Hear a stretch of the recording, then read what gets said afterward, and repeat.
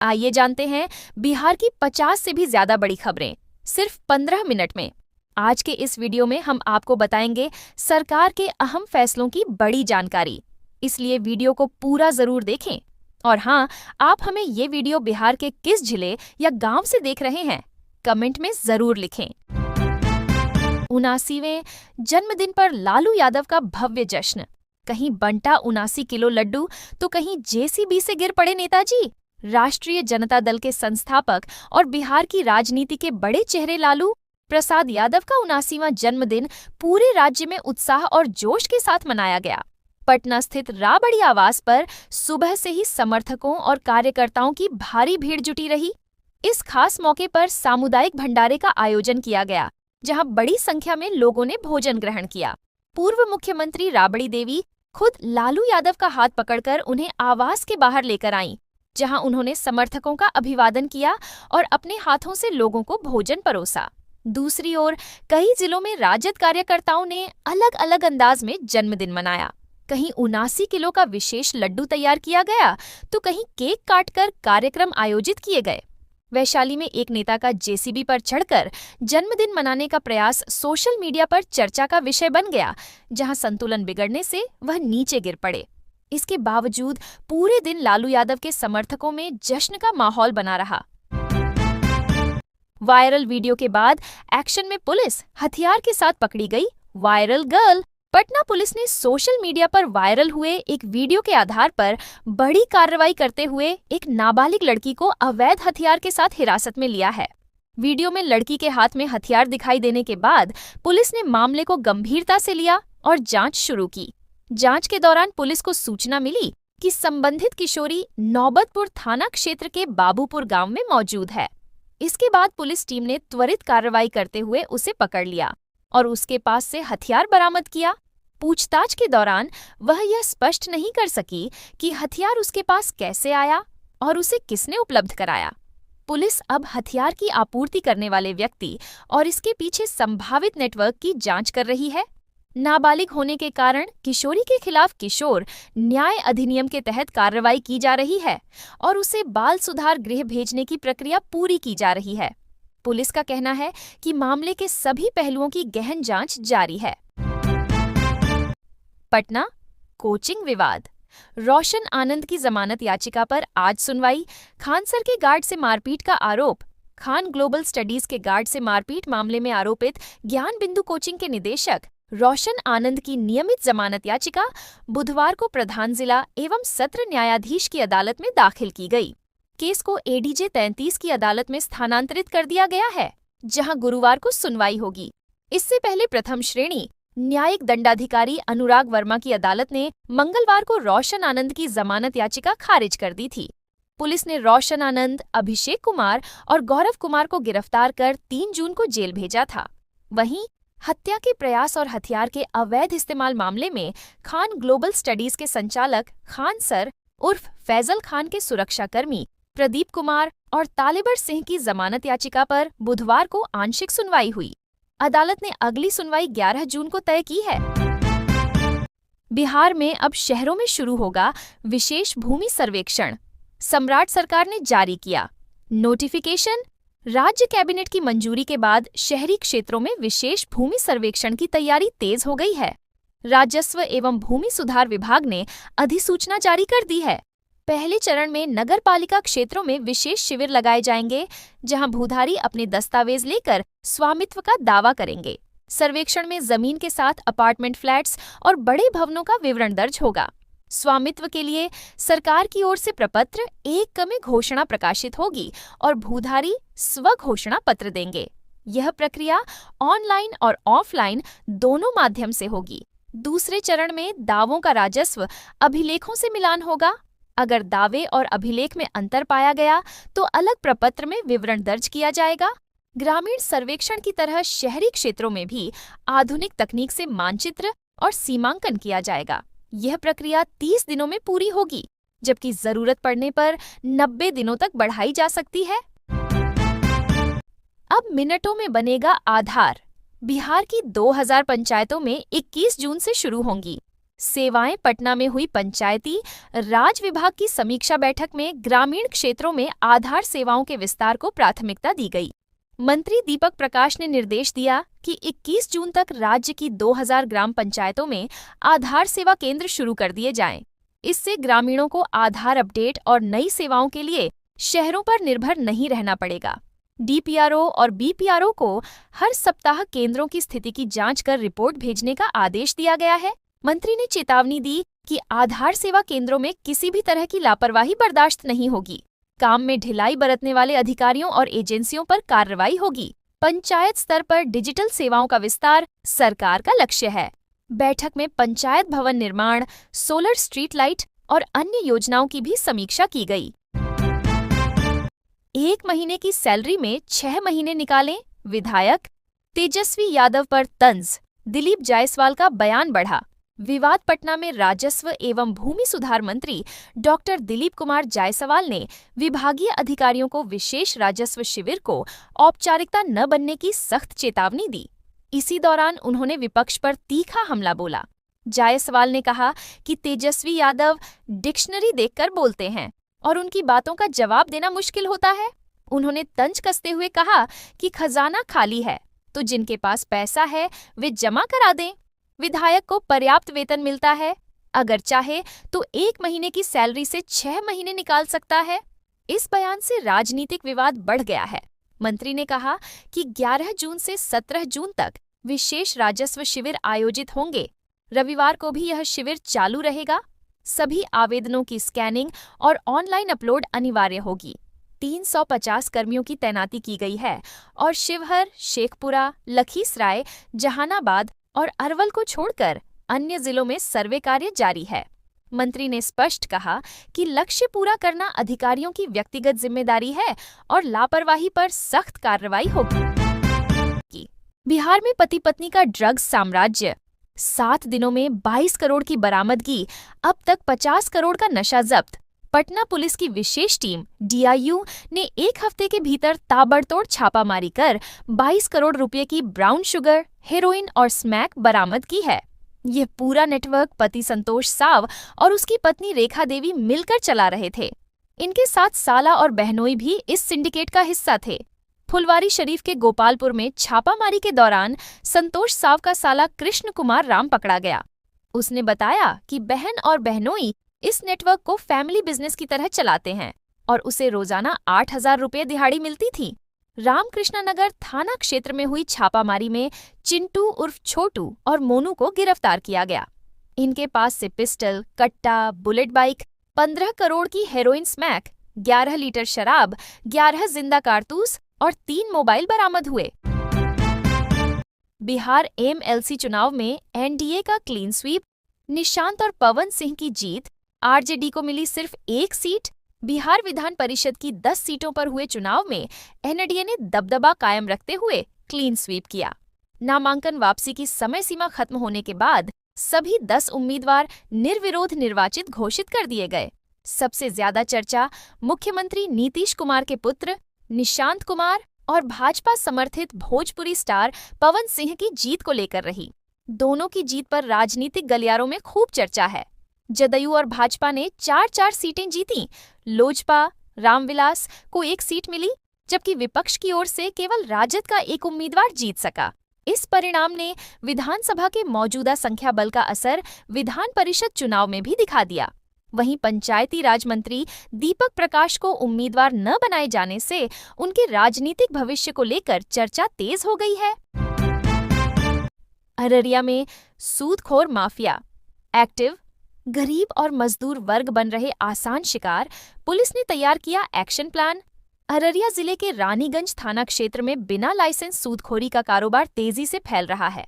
स्थानीय लोगों का आरोप है कि कई संगठित गिरोह ऊंचे ब्याज दर पर गरीब और मजदूर वर्ग को पैसा उधार देकर उनसे जबरन वसूली कर रहे हैं।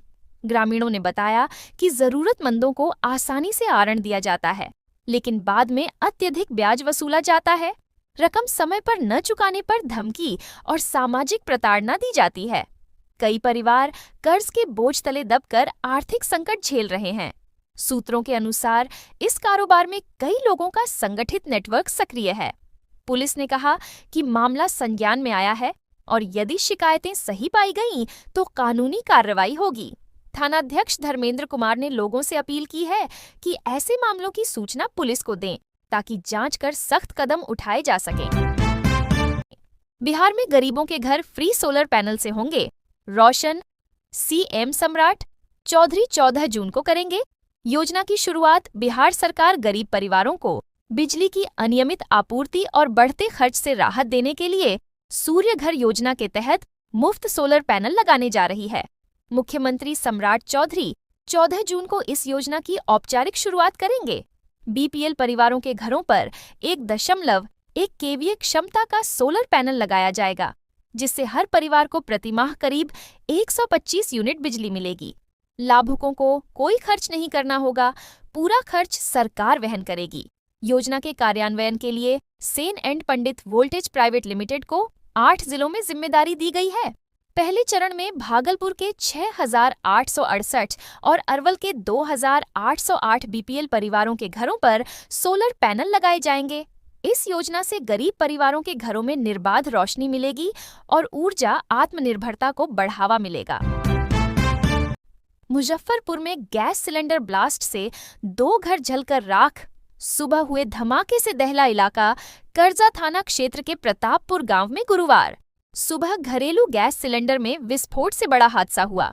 धमाके के बाद लगी भीषण आग में 2 घर पूरी तरह जलकर राख हो गए।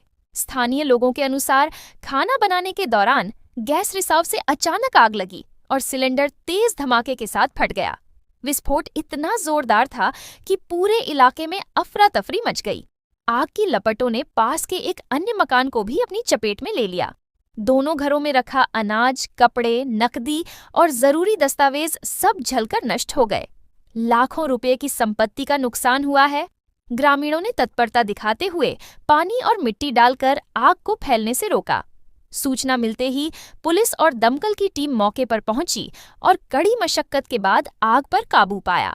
हादसे में बेघर हुए परिवारों ने प्रशासन से आर्थिक सहायता और मुआवजे की मांग की है। मुजफ्फरपुर में एनएच पर अतिक्रमण हटा। अवैध पार्किंग पर 1.5 लाख का जुर्माना। राष्ट्रीय और राज्य राजमार्गों को अतिक्रमण मुक्त बनाने के अभियान के तहत दूसरे दिन भी प्रशासन का बुलडोजर चला। चांदनी चौक से दरभंगा मोड़ तक संयुक्त कार्रवाई में एनएच की जमीन पर बने अवैध निर्माण ध्वस्त किए गए। दुकानों और गैरेजों के बाहर बने सीढ़ी और छज्जे भी हटाए गए। सड़क किनारे खड़े करीब 70 वाहनों पर परिवहन विभाग ने चालान की कार्रवाई की और 1.5 लाख रुपए का जुर्माना लगाया। जिला परिवहन पदाधिकारी कुमार विवेक ने बताया कि कार्रवाई के साथ लोगों को सड़क सुरक्षा और नियमों के प्रति जागरूक भी किया गया। संयुक्त टीम को कुछ स्थानों पर विरोध का सामना करना पड़ा, लेकिन अधिकारियों की सख्ती से विरोध शांत हो गया। अनुमान है कि करीब 2 दर्जन अवैध निर्माण हटाए गए। हालांकि अभियान खत्म होने के कुछ ही घंटों बाद फिर से ट्रक और बसों की अवैध पार्किंग शुरू हो गई। एनएचएआई अब चांदनी चौक से दरभंगा मोड़ तक 9 पार्किंग जोन बनाने की तैयारी कर रहा है। बोधगया में बेखौफ बदमाशों का तांडव। घर पर चढ़कर की फायरिंग। एफआईआर दर्ज। बोधगया थाना क्षेत्र के हथियाड़ गांव में मंगलवार को दिन दहाड़े हुई ताबड़तोड़ फायरिंग से इलाके में दहशत फैल गई। पीड़ित परिवार ने आरोप लगाया कि घर पर चढ़कर 4 से 5 राउंड फायरिंग की गई और पूरे परिवार को जान से मारने की धमकी दी गई। आवेदन में राम पुकार चौधरी ने बताया कि उनकी बड़ी पुत्री ने 2018 में पटना निवासी मेराज उर्फ रिंकू से कोर्ट मैरिज किया था, जिसे लेकर दोनों परिवारों में मतभेद बना हुआ था। 9 जून को मेराज अपने सहयोगियों के साथ हथियाड़ गांव पहुंचा और फायरिंग की। अचानक हुई फायरिंग से परिवार और ग्रामीणों में अफरा तफरी मच गई। लोग भयभीत होकर घरों में छुप गए। पीड़ित परिवार ने आरोप लगाया कि हाल ही में उनकी नाबालिग पुत्री को बहला फुसलाकर पटना ले जाया गया था, जिसे वापस लाने के बाद विवाद और बढ़ गया। रामपुकार चौधरी ने पुलिस से आरोपितों की तत्काल गिरफ्तारी और परिवार की सुरक्षा सुनिश्चित करने की मांग की है। आंधी पानी से तरबतर हुआ बक्सर। 18.1 मिलीमीटर औसत वर्षा। किसानों के चेहरे खिले। गुरुवार सुबह करीब 5:30 बजे आई आंधी पानी ने पूरे जिले को भिगो दिया।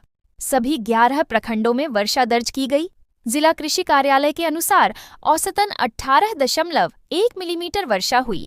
इटाड़ी प्रखंड में सर्वाधिक 39.6 मिलीमीटर और बक्सर प्रखंड में 34.4 मिलीमीटर वर्षा दर्ज की गई। सबसे कम 1.4 मिलीमीटर वर्षा राजपुर में हुई। मौसम विज्ञान केंद्र पटना ने शुक्रवार के लिए ऑरेंज अलर्ट और अगले 2 दिनों के लिए येलो अलर्ट जारी किया है। बारिश से तापमान में गिरावट आई और मौसम खुशनुमा हो गया। जून माह के 11 दिनों में अब तक जिले में 30.29 मिलीमीटर औसत वर्षा दर्ज हुई है, जबकि सामान्य वर्षापात 39.3 मिलीमीटर माना जाता है। कृषि विज्ञान केंद्र के प्रमुख डॉक्टर देवकरण ने किसानों को सलाह दी है कि वे इस वर्षा का लाभ उठाकर धान की खेती की तैयारी तेज करें और खेतों की जुताई शुरू कर दें। समय पर हुई यह बारिश खरीफ फसलों के लिए लाभकारी साबित होगी। गर्मी में बढ़ा डायरिया का खतरा, बच्चों के खानपान पर रखें विशेष ध्यान। जिले में लगातार बढ़ती गर्मी और तापमान में उतार चढ़ाव के बीच स्वास्थ्य विभाग ने लोगों को खानपान को लेकर सतर्क रहने की सलाह दी है। चिकित्सकों का कहना है कि इस मौसम में तला भुना, बासी और मसालेदार भोजन से परहेज करना चाहिए। बच्चों में डायरिया और संक्रमण का खतरा सबसे अधिक है क्योंकि उनकी रोग प्रतिरोधक क्षमता कमजोर होती है। डायरिया सामान्य स्थिति में 2 से 4 दिनों में ठीक हो सकता है, लेकिन समय पर इलाज न मिलने पर जानलेवा भी साबित हो सकता है। डायरिया के दौरान शरीर से पानी और लवण बाहर निकलते हैं, जिससे डिहाइड्रेशन हो जाता है। अपर मुख्य चिकित्सा पदाधिकारी डॉक्टर S.K. सिन्हा ने कहा कि बच्चों को उल्टी दस्त होने पर भोजन बंद नहीं करना चाहिए। उन्हें ORS घोल, स्तनपान और सुपाच्य खाद्य पदार्थ देते रहना चाहिए। अभिभावक नजदीकी स्वास्थ्य केंद्र या आंगनबाड़ी से ORS पैकेट और जिंक की दवा नीड शुल्क प्राप्त कर सकते हैं। समय पर इलाज से बच्चों को जटिलताओं से बचाया जा सकता है। बांका में अतिक्रमण हटाने पहुंची पुलिस, ईंट पत्थर फेंक कर किया विरोध, टीम लौटी। खाली हाथ तिलकपुर पंचायत के लश्करी और खिरजान गांव के बीच स्थित नीलू प्रेसिजन कास्टिंग कंपनी के समीप बुधवार को प्रशासनिक टीम अतिक्रमण हटाने पहुंची, लेकिन विरोध और तनावपूर्ण स्थिति के कारण कार्रवाई अधूरी रह गई। कंपनी के प्रोपराइटर ओंकार कुमार ने आरोप लगाया कि कुछ लोगों ने गाली गलौज की और गोली मारने की धमकी दी। विभागीय निर्देश पर पहले भी अतिक्रमण हटाया गया था, लेकिन मलबा मौके पर पड़ा रह गया था। बुधवार को जब प्रशासन ने मलबा हटाने की प्रक्रिया शुरू की तो कुछ लोगों ने ईंट पत्थर फेंककर कार्रवाई बाधित कर दी। स्थिति बिगड़ते देख टीम को वापस लौटना पड़ा। ओंकार कुमार ने जान माल की सुरक्षा की मांग की है। बंगाल से नेपाल तक फैला फर्जी लॉटरी सिंडिकेट, दरभंगा में 86,000 टिकट बरामद। दरभंगा स्टेशन से 86,000 फर्जी लॉटरी टिकट के साथ धंधेबाजों की गिरफ्तारी ने बड़े नेटवर्क का खुलासा किया है। यह नेटवर्क बंगाल से नेपाल तक फैला हुआ है। बेगूसराय और समस्तीपुर के धंधेबाज टिकटों की खेप लेकर मधुबनी और दरभंगा में खपाते थे। पान चाय दुकानदारों के माध्यम से टिकट बेचे जाते थे और उन्हें कमीशन दिया जाता था। गिरफ्तार राजू कुमार ने बताया कि उसे टिकट पहुंचाने के लिए तत्काल 1,000 रुपए और काम पूरा होने पर 15,000 रुपए मिलते थे। पूछताछ में नीतीश सहनी का नाम सामने आया, जिसे दरभंगा रेल थाने की पुलिस ने दबोच लिया। जांच में पता चला कि यह नेटवर्क लोगों को बड़ी राशि की लॉटरी फंसने का झांसा देकर ठगी करता है। पुलिस अब इस पूरे सिंडिकेट की जड़ तक पहुंचने की कोशिश कर रही है। अब गांव में ही मिलेंगी सरकारी योजनाओं की सुविधाएं। दरभंगा में लगेगा जन कल्याण शिविर। दरभंगा जिले के ग्रामीणों के लिए राहत भरी खबर है। अब किसानों, महिलाओं, बुजुर्गों और जरूरतमंद परिवारों को सरकारी योजनाओं का लाभ लेने के लिए बार बार सरकारी कार्यालयों का चक्कर नहीं लगाना पड़ेगा। केंद्र और राज्य सरकार की विभिन्न जन कल्याणकारी योजनाओं का लाभ सीधे पात्र लोगों तक पहुंचाने के उद्देश्य से 17 और 18 जून को जिले के सभी प्रखंडों में 2 दिवसीय प्रखंड सहयोग सह जन कल्याण शिविर आयोजित किया जाएगा। इन शिविरों में आयुष्मान कार्ड, किसान क्रेडिट कार्ड, वृद्धावस्था पेंशन, दिव्यांग पेंशन, प्रधानमंत्री आवास योजना, PM सूर्य घर योजना, लखपति दीदी योजना और स्वरोजगार से जुड़ी कई योजनाओं के लिए आवेदन, पंजीकरण और सत्यापन की प्रक्रिया एक ही स्थान पर पूरी की जाएगी। प्रशासन की ओर से हेल्प डेस्क और मेडिकल कैंप की भी व्यवस्था की गई है, जहां लोगों को फॉर्म भरने से लेकर स्वास्थ्य जांच तक की सुविधा मिलेगी। जिलाधिकारी ने लोगों से आवश्यक दस्तावेजों के साथ शिविर में पहुंचकर अधिक से अधिक लाभ उठाने की अपील की है। महिलाओं के सपनों को मिलेगी नई उड़ान। 1,864 लाभार्थियों को मिलेंगे 20-20 हजार रुपए। जहानाबाद जिले में मुख्यमंत्री महिला रोजगार योजना के तहत महिलाओं को आत्मनिर्भर बनाने की दिशा में बड़ा कदम उठाया जा रहा है। पहली किस्त के रूप में 10-10 हजार रुपये प्राप्त कर स्वरोजगार शुरू करने वाली महिलाओं में से अब 1,864 महिलाओं का चयन दूसरी किस्त के लिए किया गया है। इन महिलाओं को 20-20 हजार रुपये की अतिरिक्त सहायता राशि प्रदान की जाएगी। अधिकारियों के अनुसार दूसरी किस्त देने से पहले लाभार्थियों के कार्यों का विस्तृत भौतिक सत्यापन किया जा रहा है। जांच में यह देखा जा रहा है कि महिलाओं ने पहली किस्त की राशि का उपयोग किस प्रकार किया और उनका व्यवसाय किस स्थिति में संचालित हो रहा है। कई महिलाओं ने बकरी पालन, मुर्गी पालन, सिलाई कढ़ाई, किराना दुकान और सब्जी व्यवसाय जैसे छोटे उद्यम शुरू कर अपनी आय बढ़ाने की दिशा में कदम बढ़ाया है। प्रशासन का कहना है कि योजना का उद्देश्य महिलाओं को आर्थिक रूप से मजबूत बनाकर उन्हें स्वरोजगार के माध्यम से आत्मनिर्भर बनाना है। प्रेमिका से मिलने गया युवक लापता, डैम में फेंके जाने की आशंका से सनसनी। जमुई जिले के झांझा थाना क्षेत्र से एक सनसनीखेज मामला सामने आया है, जहां प्रेमिका से मिलने पहुंचे एक युवक के रहस्यमय ढंग से लापता होने के बाद पूरे इलाके में चर्चा तेज हो गई है। आरोप है कि युवक और उसके साथी को ग्रामीणों ने पकड़ लिया और दोनों की पिटाई की। बाद में साथी को छोड़ दिया गया, लेकिन युवक का अब तक कोई पता नहीं चल पाया है। परिजनों का दावा है कि युवक को गंभीर रूप से पीटने के बाद कन्हैडी डैम में फेंक दिया गया। घटना की जानकारी मिलने के बाद पुलिस ने मामले की जांच शुरू कर दी है। युवक के साथी से पूछताछ के बाद पुलिस डैम तक पहुंची और तलाश अभियान चलाया, लेकिन देर शाम तक कोई सुराग नहीं मिला। मामले की गंभीरता को देखते हुए एसडीआरएफ की टीम को भी बुलाया गया है। पुलिस ने युवती और युवक के परिजनों से पूछताछ शुरू कर दी है तथा पूरे घटनाक्रम की विभिन्न पहलुओं से जांच की जा रही है। फिलहाल युवक की तलाश जारी है और परिजन किसी अनहोनी की